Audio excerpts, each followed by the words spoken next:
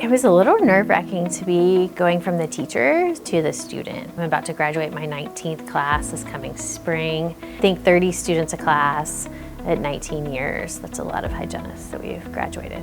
I wanted to further my education, not only for requirements of teaching, but also just to learn more in general, and I wanted something different. So I knew I wanted a master's, but I wanted something that wasn't what I taught. I teach research, I teach public health, and so somebody mentioned to me getting my MBA, and what was exciting to me about that is I love math, I love processes, I love thinking through all those things, and so I felt like I was able to use my brain in different ways. Originally going into the program, I probably didn't have a quite grasp of what an MBA was.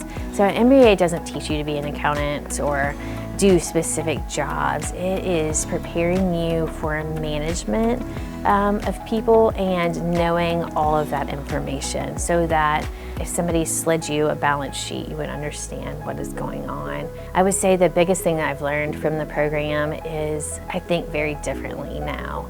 So before, my science brain thought very black and white, but now I'm learning in the business world that's not always the case. Even in our program, I have now a whole new perspective of what the business side of dental hygiene is. The three of us have been close. Probably the biggest support throughout the college is a friend who we started the MBA program together. We did not know each other. We actually worked in the same college, same department, just different programs. And so having her here has been huge. I really would like to move up into some administration form at AU and use my MBA degree to do that.